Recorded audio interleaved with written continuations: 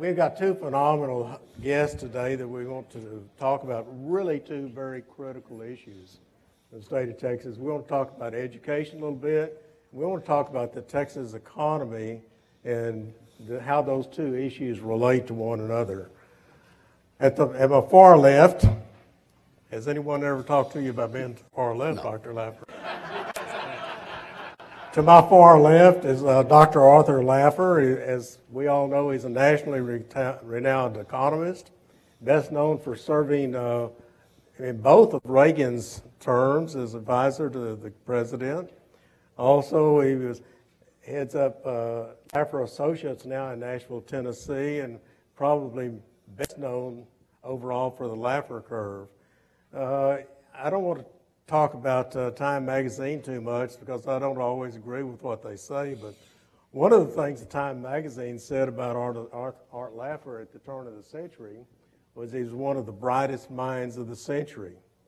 And I think that we all would agree with that. Some of the things you've done, we appreciate it.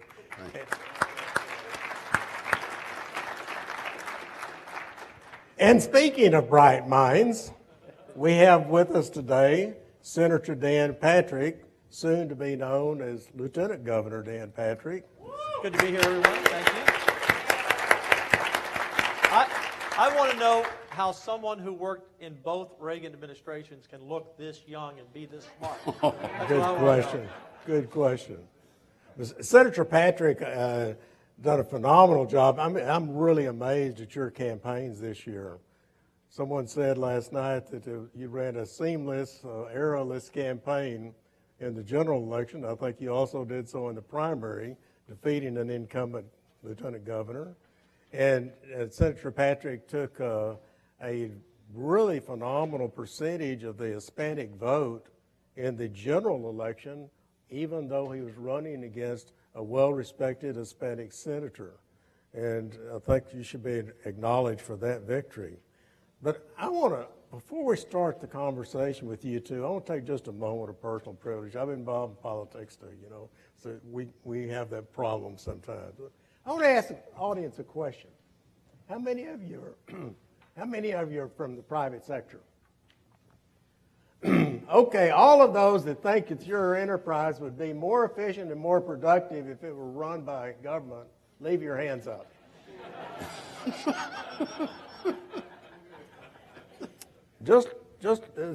I think that relates to the discussion we're going to have today. I want to ask you one more question. If you all have a favorite supermarket, right? If your supermarket had a 5-mile radius around it, and everybody that lived within that radius had to go to that supermarket, do you think that the quality of service at that supermarket or the quality of the produce that you buy at that supermarket or the quality of the pricing at that supermarket would be as good as it is today? Is there anything more important than we do than educating our kids? I just wanted to ask the audience those two questions. And also, Senator Patrick, as I told you, or Governor Patrick, I've got to get used to that. Governor Patrick, as I told you a few weeks ago, I've dedicated the last 3.5 decades of my life to education reform. I've noticed some people in the audience today that have been involved in that. Also, David Russell, that I haven't seen for some time, and Jim Wyndham, people that have also toiled in the fields of reform in the education system. And during that time that I've been working on it, I've voted for billions of dollars of educational spending. When I first served on the State Board of Education, we were spending about $2,700 per kid. Today, we're spending $12,000 per kid. I voted for billions of dollars in increase. I voted for virtually every education reform measure, and we had a lot over the years, virtually every accountability measure. I did all of these things because I really thought it would help. But I think I overlooked something that I think Dr. Laffer really makes a great point about in his study, that, you know, just to focus on public education without injecting competition into the system is not going to solve the problems of education. Really, the only solution to public education, in my opinion, and I think Dr. Laffer's report would reflect this, is to change the system so that you don't have a monopoly over your customers, just like our supermarket. Okay. But all of you have a little flyer on your table.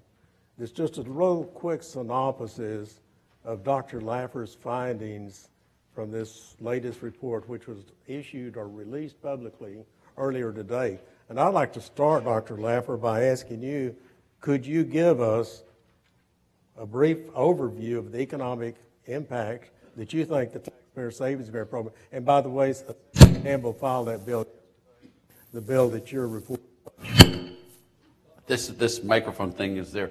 Yeah, I can. Let me just first say it's my report, but it's not my research. This is what I've done, and this is I've gone through the literature and tried to summarize the literature from all sorts of other people. It's not the work I've done originally. I'm just the sort of the coalescer and summarizer of that. One other thing I want to say is when I grow up, I want to be as loved as Phil Graham is. The last time I was here in Travis County, Austin, it was a dinner in honor of Phil Graham, and I was the MC, and I guess we had the senator there as well talking, but it was just Ted Cruz, thank you. My age, it comes a little slower, but it was the most fun of all time seeing Phil Graham being honored. I just want someday, Phil, to be loved like you are. That's all I want. It's a high goal, but I aspire to that goal. Let me just say that it looks at school choice. It looks at vouchers. It looks at breaking the monopoly of education. I spent most of my life in California, where the school system is a complete controlled monopoly by the California Teachers Association. It has been controlled by the California Teachers Association from the beginning of time. They are the largest single political contributors in the state of California. Their contributions are twice as large as the next largest political contributor. I think of the top 15 political contributors, 4 or 5 of them are state employee unions. 3 are Indian tribes for gambling, and the rest are just tiddly-piddly groups around. So you have a lock on that state. If you look at what happens to the education system in California, it is not for the children. Now, every teacher in the school system there loves children. All of them want to do a good job and all of that. But the whole system is directed towards the teachers and towards the union and towards maintaining power and maintaining their monopoly. When you look at California and compare it with Texas, which I did in my book, The Wealth of States, which the big chapter in there is comparing Texas and California. When you look at that, both states are part of the 5 megastates in the United States, which includes Florida, New York, and Illinois, as well as Texas and California. Texas way outperforms the other 4 megastates. California is one of the worst performers. California teachers are the highest paid teachers in the nation. And 3 years ago, at least, when we did the last data there, California students done by the NAEP scores in 4th grade and 8th grade are the 3rd lowest in the nation. And just for the record, just to be fully transparent, 3rd lowest is the best performance California has had in the last 20 years. They're usually 2nd lowest, only being beaten by Mississippi or New Mexico or Louisiana, depending on the year in question. So when you look at this, I look at Texas as being really a very, very important state. You have led the way for the rest of us. I mean, we were talking about conservatives and Barry Goldwaters and Bob Tafts and all this stuff back in time, but Texas today is the leader of the United States in pro-growth, free market, democratic economic capitalism and competition. And I'm really very excited about the Senator's bill. I want to make sure you all understand the Senator's bill, while really, really neat, and on providing savings accounts. I guess we're not allowed to say vouchers. Well, it's not. I promise I won't say vouchers. But it's there. It's the beginning. It's not the end. There's a lot more to be done for education reform. This is the one industry that is critical to the future of every one of us, of our country, of all of that. What this study does is it summarizes the literature that we have at present. And when you look at it, whether it's the dropout rates drop dramatically when kids have choice. When kids have choice, property values rise because people want to move into areas where choice is an option for kids. Property values rise. They go on and get better degrees. They go on into college. Their crime rates drop. I mean, there's just nothing that isn't improved by children having choice. I mean, nothing. I mean, it's amazing there. I mean, you talk about all sorts of things, but let me just raise one issue that has come to the fore recently again, is the issue of race in America. We've seen it on CNN, we've seen it on all these, and Al Sharpton's and all this, and Ferguson and what's going on with Trayvon Martin. And you know, you can't help but focus on race. You know, in this world, the racial differences are very large, but the problem is the opportunities for inner city kids are not there. School choice will bring that opportunity set to those kids. And it will change if you look at what happens when school choice. The gap between white and black diminishes dramatically, but the gap doesn't diminish because whites are pulled down. The gap is diminished because blacks are improved.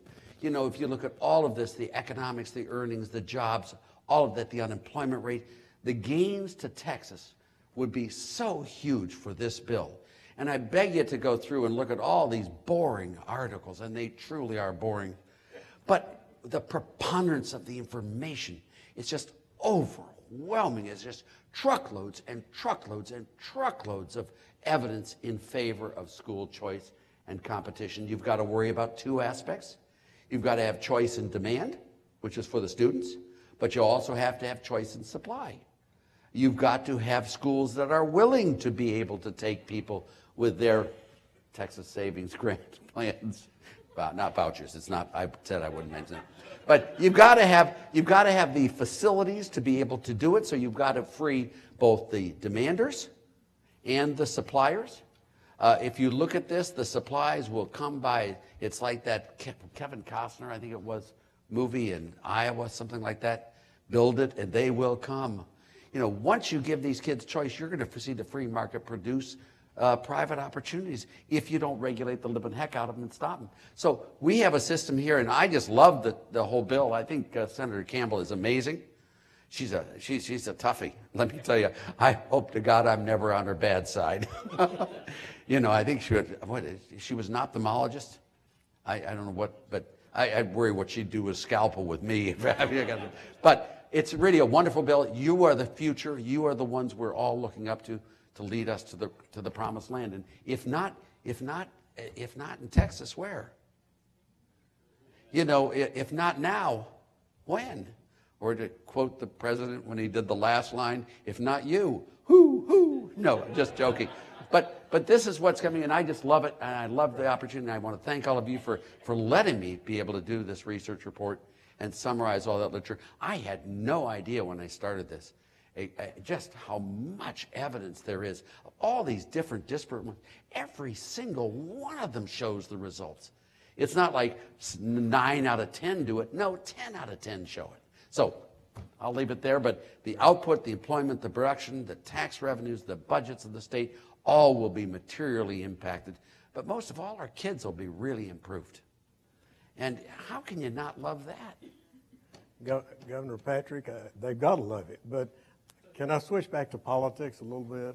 Sure. I think we're all pretty proud of you that you actually campaigned on school choice, and you had a phenomenal victory, and everyone, I think, involved in the movement is so pleased with what you've done in this campaign.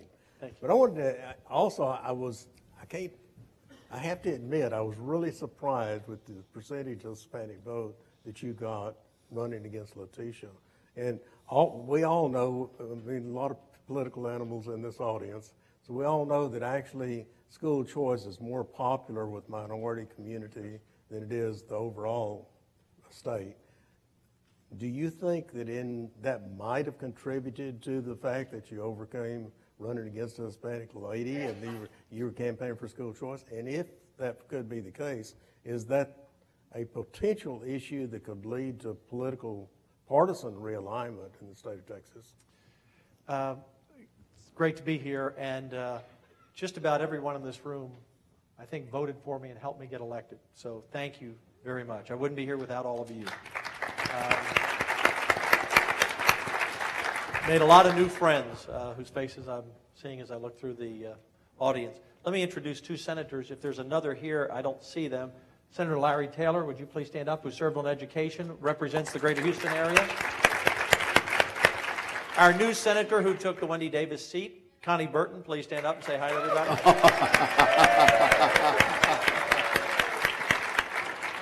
See, Larry, you would get that applause if you moved to Fort Worth and defeated Wendy Davis. Is there anyone I missed from the Senate? No, I don't see anyone. Where? Oh, there, Bob Hall. I didn't see you back there. Senator Bob Hall, our newest senator from East Dallas. It's great to have you here, Bob. It's very interesting. If you look at the campaign, and many of you followed it so closely and have heard me speak many times, I don't want to be too repetitive, but during the campaign, I really never changed my message from primary to runoff to general. In fact, some of the liberal writers were shocked at my debate with Letitia Vanderpute because they said, Dan's talking to a general election audience the same way he talked to the primary audience. Well, that's because I believe what I say, and I say what I mean, and I mean what I say, and this is what we're going to do. And I think the public in general is tired of people who have a different message for a different audience, not just within our own party, but with the public. And so I talked about school choice, Kent. You're absolutely right. Throughout the campaign, I made it a key issue. I talked about it in the debate with Letitia.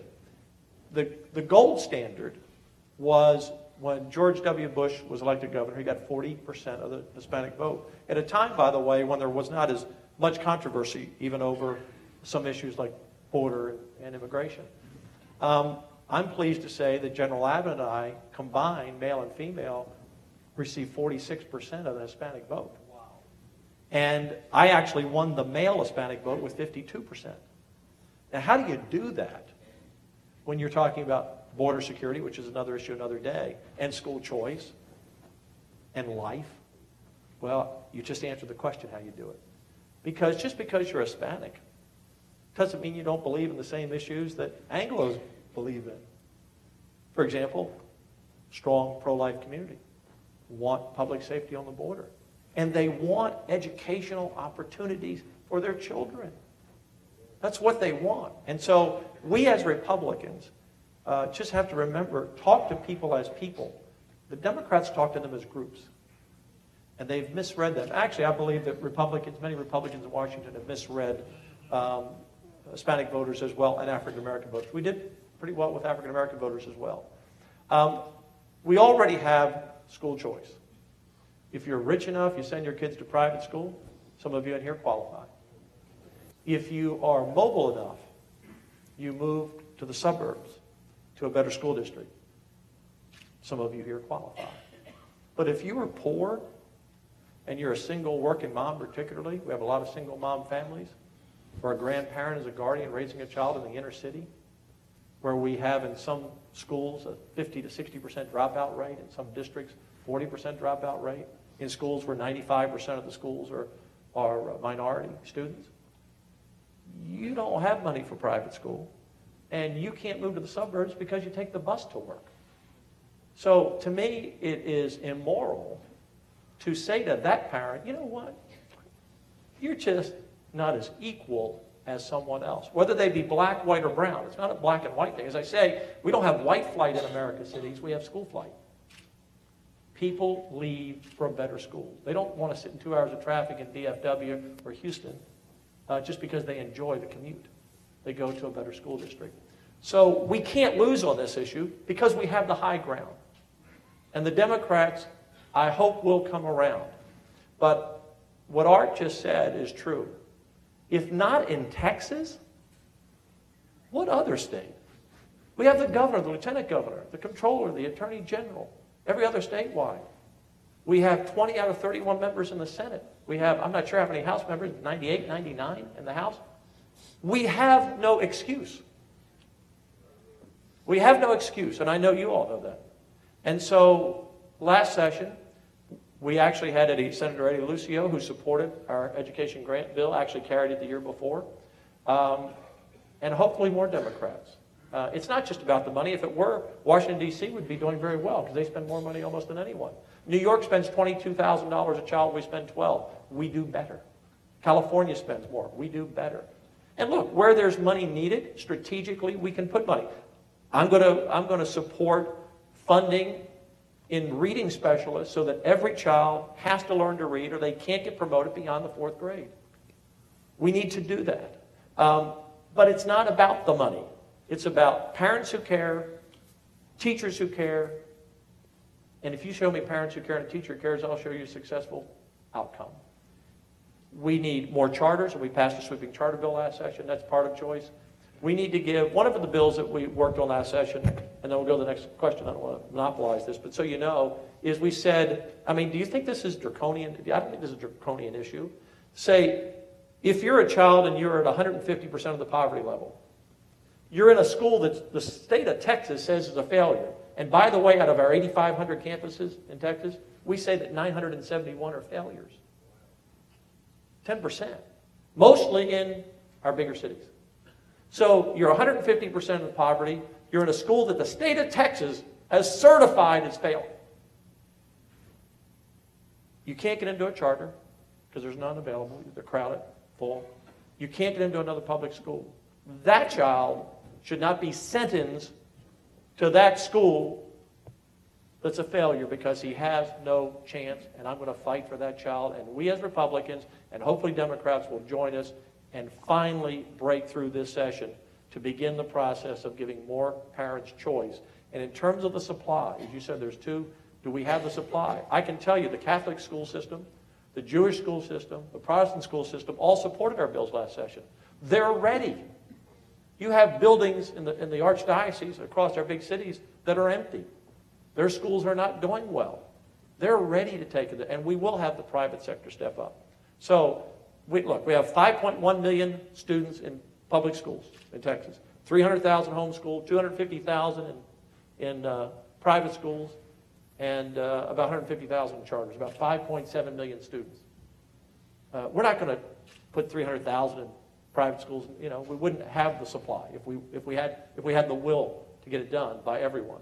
But can we start at 5 and 10 and 15,000 students and grow that? Because here's what we know. As soon as we begin that, the schools feel the competition and they respond, or they're out of business. That superintendent is gone. That principal is gone. And one of the ways we can start is public school choice, making sure every student has a choice of any public school they want to go to. That's another way of having choice. So this is why the message resonated. We know it's right. It's not even controversial. And just because you're poor in the inner city doesn't mean you don't want the same thing for your child as all of us in this room want. And we recognize that. We win on this argument.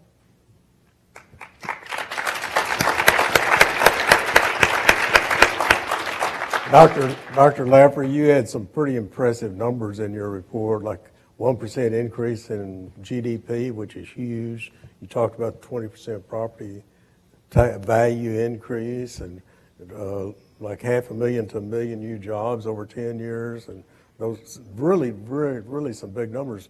But one of the things I think you said in that report, if I read it correctly, is that those results would really come primarily from improvements in public schools because of the competition that's added. The other side normally talks about, hey, you're trying to destroy public education. I think your report indicates it's just the opposite, that you're going to, and to some extent, to what extent is it important that it be universal choice to accomplish that public school improvement goal? Let me pay. We got a lot of these examples all over the country. The responses of the private sector to choice really are very quick. It's amazing. While you may not have the capacity today, once these people see that market, it grows very, very quickly. And from the standpoint of public schools, once you get an opportunity to compete with your vouchers, with your savings plan, Once you get that, the public schools then realize they're threatened. And they start cleaning up their own act. And you see the improvement in those public schools. I guess a couple of examples in the previous panel was the public schools would go out and tell people, you know, we're here too. We've improved our ways a lot. I mean, they go out and start marketing themselves of how we're going to make your kids better. It's really wonderful. The public-private competition is not bad. You know, when you don't allow the competition, you got the post office. But when you got FedEx, when you got telephones, when you got everything else, it really makes the public much, much better. When you talk about the growth in the economy, I mean, just imagine how much different a high school graduate makes from a high school dropout. Imagine what the difference is to a college attendant versus just a high school graduate.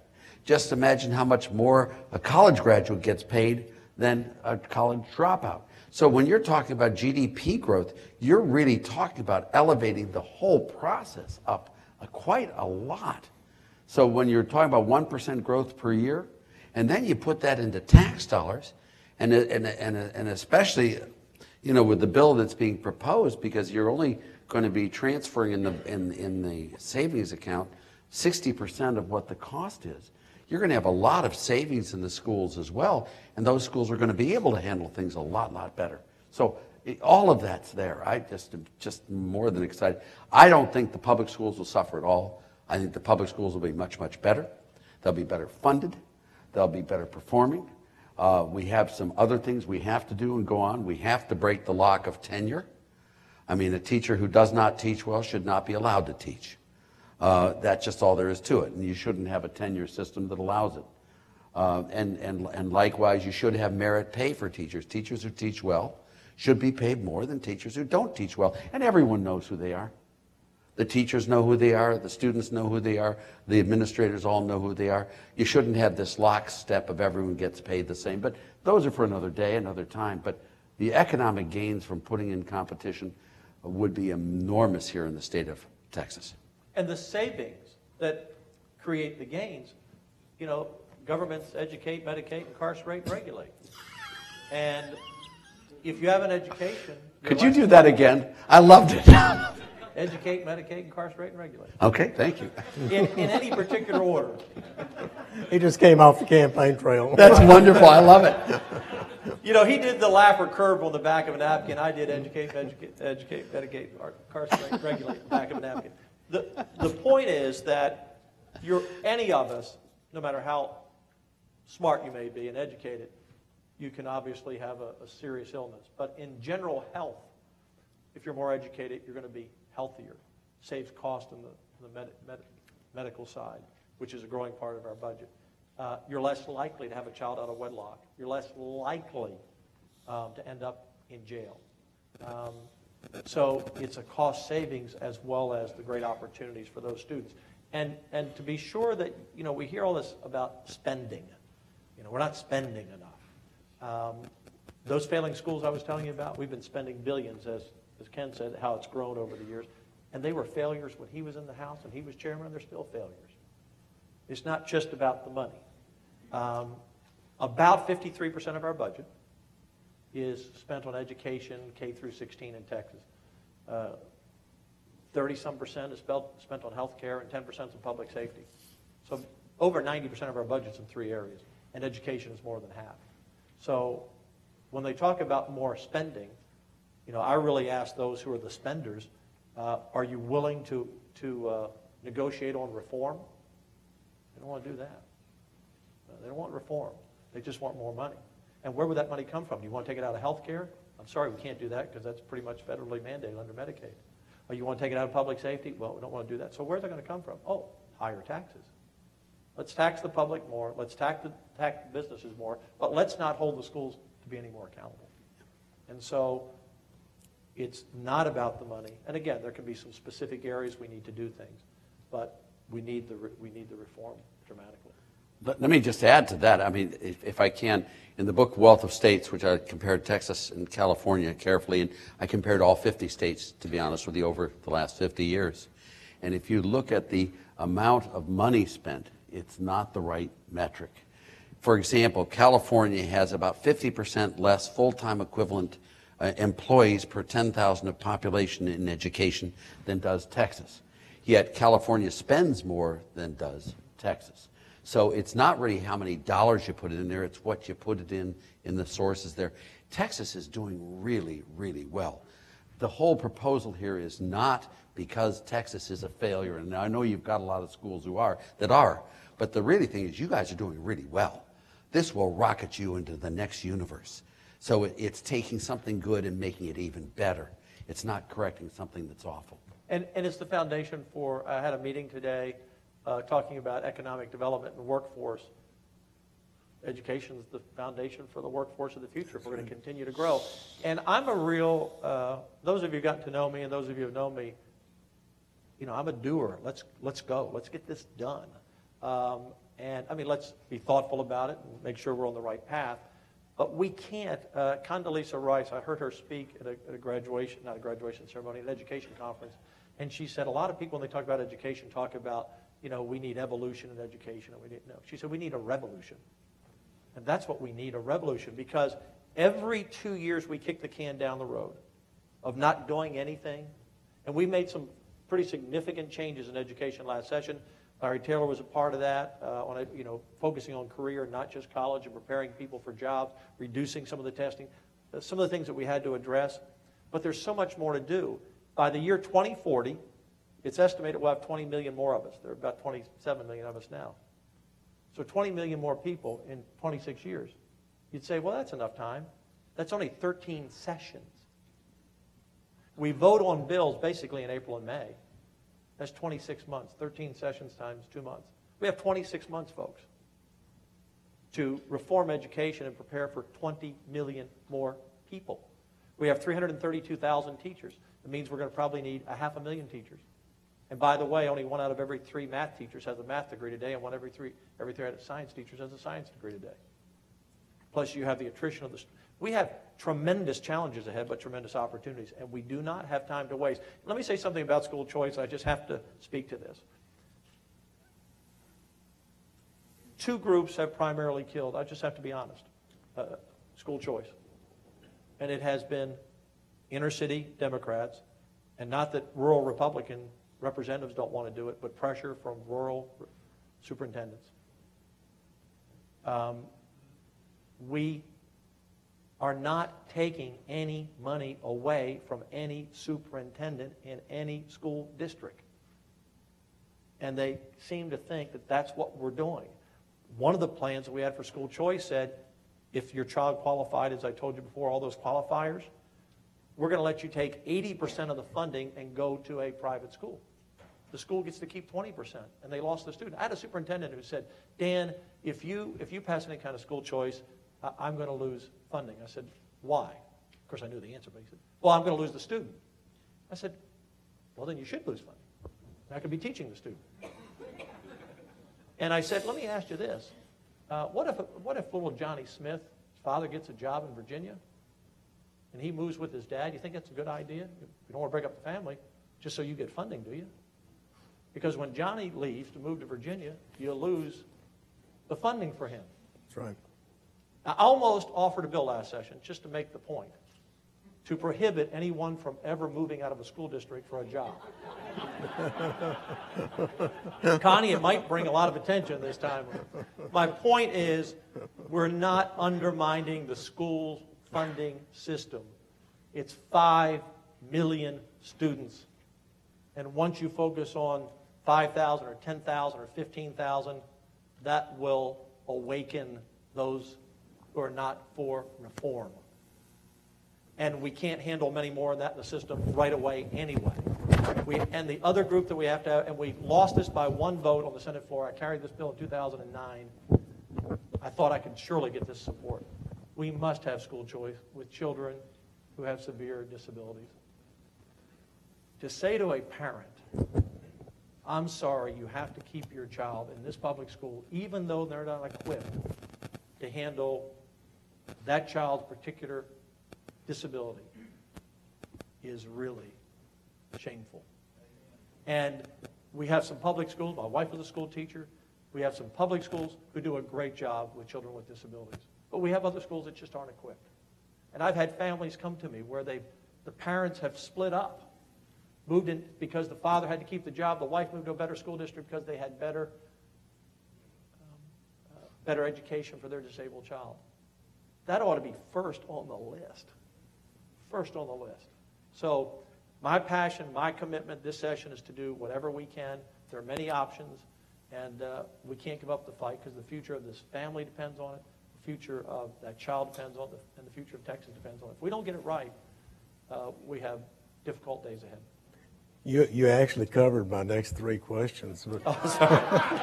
I've been known to do that, you know. well, the one thing I would like to wrap it up, and we're going to wrap this up, and I think we've got time for a few questions from the audience. But you mentioned teacher pay in your discussion back there a little ways, and I think it's really amazing. Most of the unions are opposed to school choice, and we know that competition would drive up teacher pay, Dr. Laffer, so why do we have organizations that supposedly represent teachers lobbying against the interest of teachers? Well, Can you answer that? I don't know that they fully believe that, but I believe that they really will be substituted for, and the power of the unions will lose, and especially their political power. Not so much in Texas, but in California. I mentioned this in the last session. Since 1970, there have been 170 statewide strikes done by California school teachers to get all sorts of this, that, and this. Some of them lasting a long time. In Texas, there have been none. In fact, what I understand is in Texas, if anyone strikes, they are immediately fired, and they're no longer allowed to teach. So, you know, there are a lot of things that the unions have tried to do and keep things under control. One of the ones is, just a little one, is that when you start facing all the legislature to get these things right and all that, the neat thing about choice is that you don't have to worry nearly as much. Because once you've got competition, these people will be creating new methods of teaching.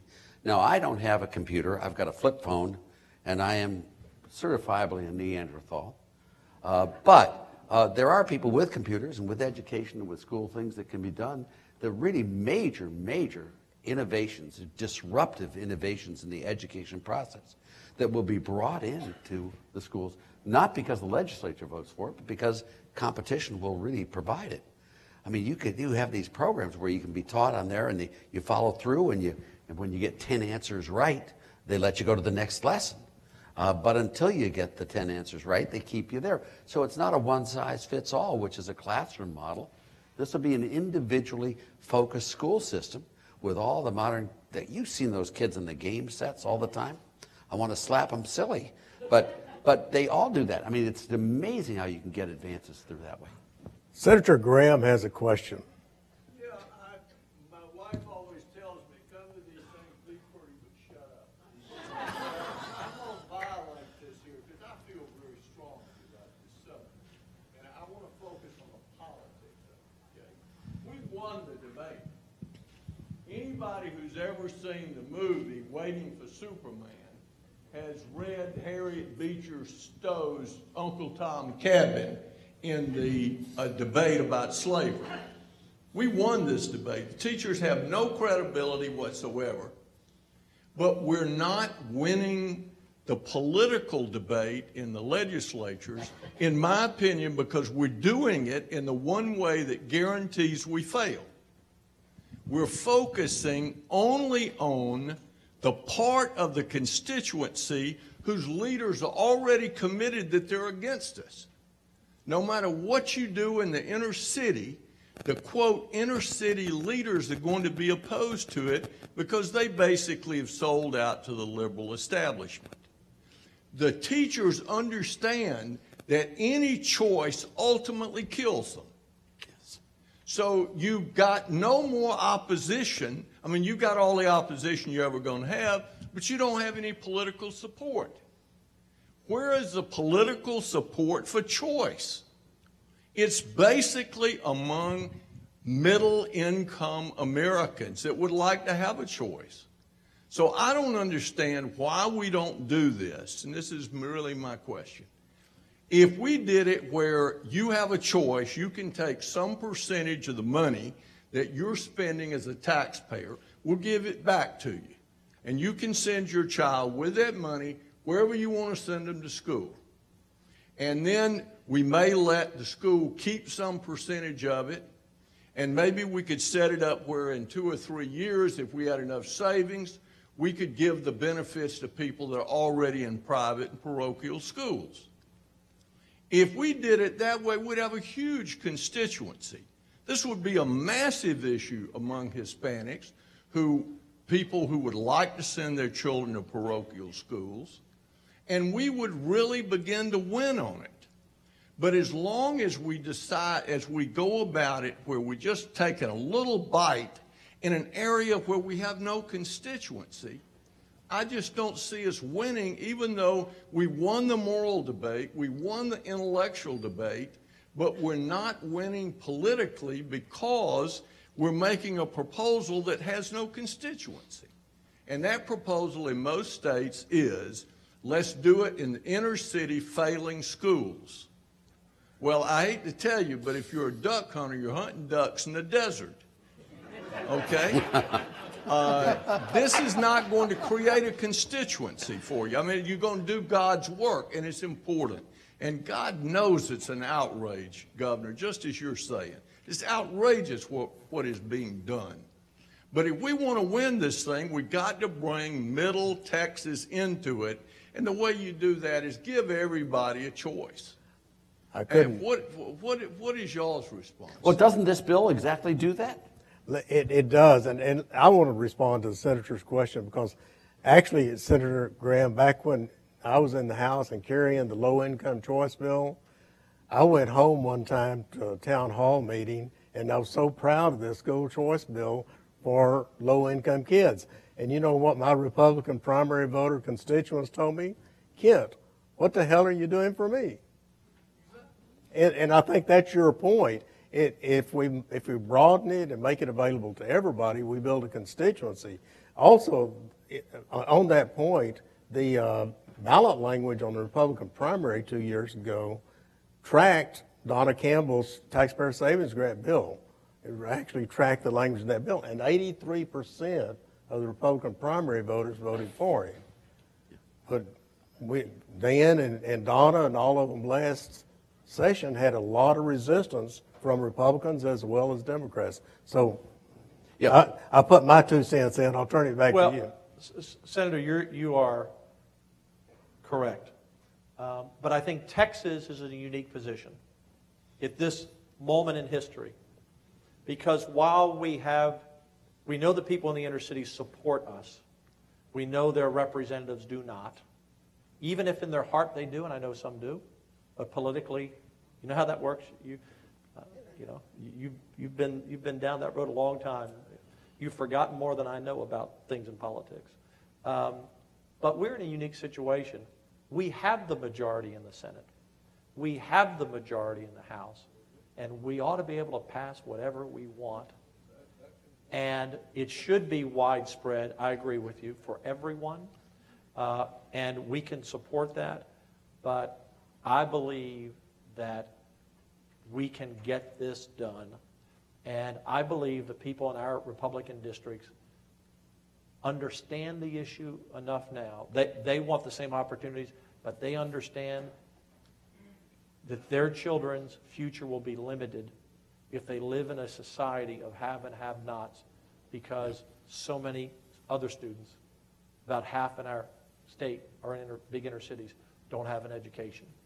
And so I think there is some support, as Ken said, on the ballot language. So I think we can get there, but it ought to be for everyone. And we can get it done because we got new leadership. Well, I'm determined to get it done. But I need your help with those superintendents. Again, our Republicans who represent rural areas want to be supportive, but they get tremendous pressure from the superintendents. So we need your help on that. But one of the things, and this goes a little bit counter, Senator, to what you're talking about, is we may, to get that Republican support from the rural areas. I'm not talking about the legislators. I'm talking about the communities.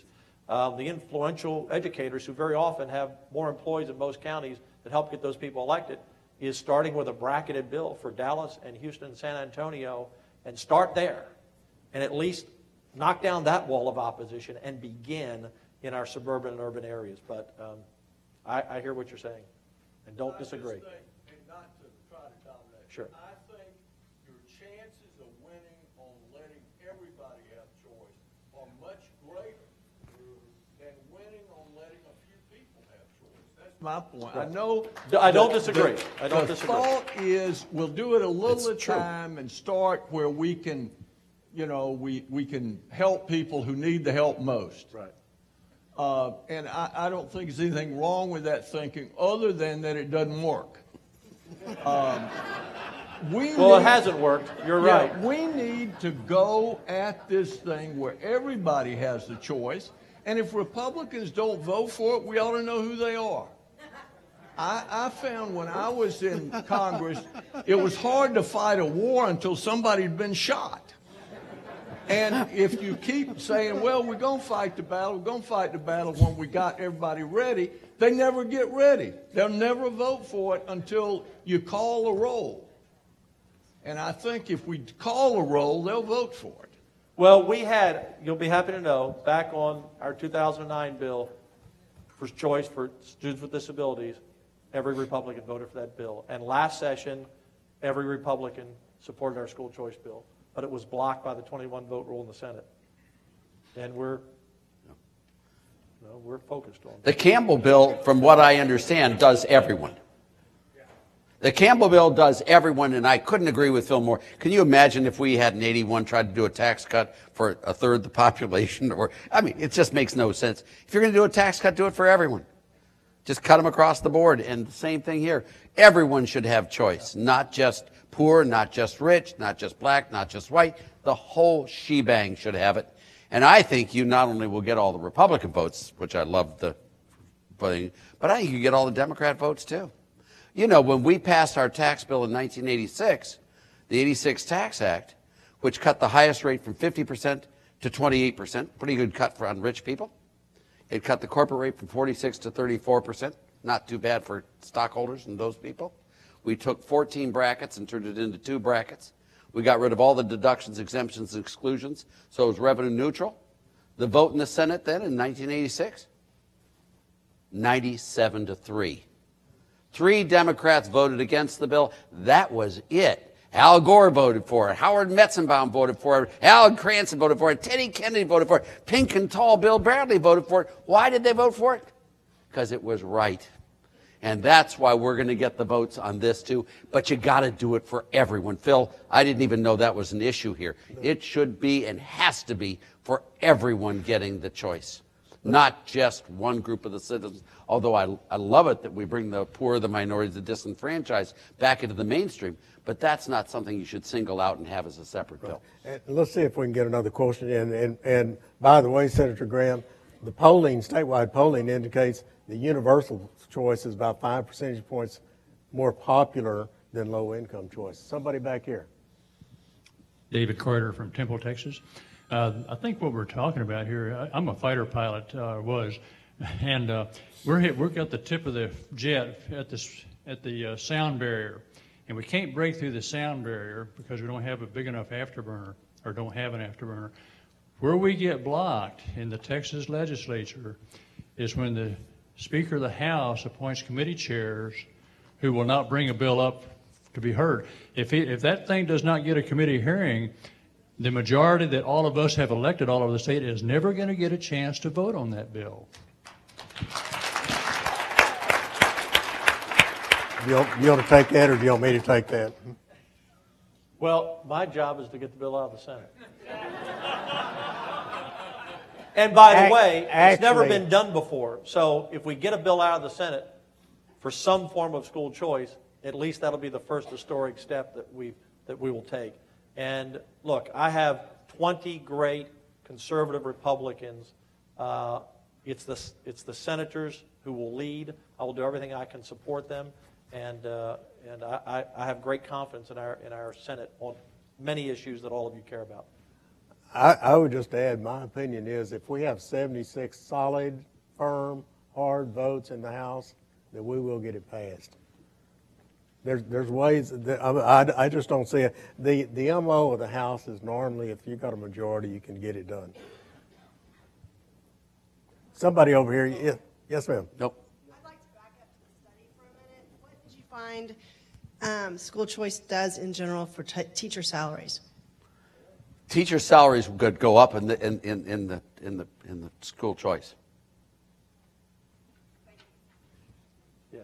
And a footnote on that question, during the school finance litigation last year, the ISDs hired an expert economist to testify against school choice and to find out why you shouldn't pass school choice. You know what he concluded and what he testified under oath in trial? You shouldn't do that because then school districts would have to pay their teachers more money.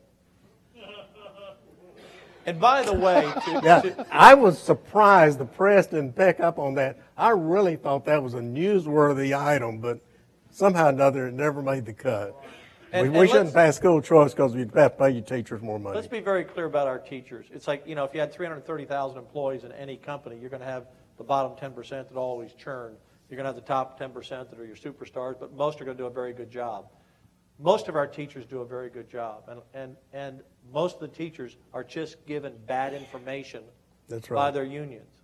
And I've been on education for 8 years, heard a lot of bills and a lot of testimony, and it has happened more than once when there was a bill before us where teachers came and testified for it in favor of the bill. A panel of 4 times 2, 8 teachers. And I would say to them, will you be surprised after you finish testifying that your representatives are going to come here and testify against the bill? And they really didn't understand what I was saying. And sure enough, their union came up and testified against what they testified for. So it's not the teachers, it's the information that they get from the associations, because remember what the president of the teachers union famously said when they said, don't you care about the kids? And he said, when the kids start paying dues, I'll care about the kids. It's about dues, not about education. That really said that? Oh. Great. I think we're about is it really short? Real short. One sentence. Dan. Yes, sir. What about homeschoolers? Will they be able to take advantage of this? Well, no, homeschoolers, in fact, the only group that ever endorsed me when I ran in 2007 was homeschoolers. And they endorsed me again this time, and they worked hard for me. And I would ask them, so what is it that you're concerned about? And they said, we're concerned about you getting in our business. They want to be left alone because, back in the 1980s, it was against the law pretty much to homeschool. So what we need to do for homeschoolers, and that's another topic another day, they ought to have the right to participate in all UIL activities. And I would make the case, since they save us so much money, they ought to get some type of rebate back for what they spend. However, they have even though you applaud that, they don't really want it because they think strings will be attached. So They would be. God bless the homeschoolers. They're terrific. And so I just listen to them because they're doing a great job. They just want to be left alone. They want to be left alone. I want to wrap this up with one additional thought. I sat through most of the school finance litigation. For the last 3 years, we've been in the middle of school finance litigation in the state of Texas. That litigation revolves around Article 7, Section 1 of the Texas Constitution, which establishes our school system in the state of Texas. But you know what the purpose? Most people think that purpose of that section is the establishment of school system. Do you know what the purpose of Article 7, Section 1 is? In order to preserve the rights and liberties of the people.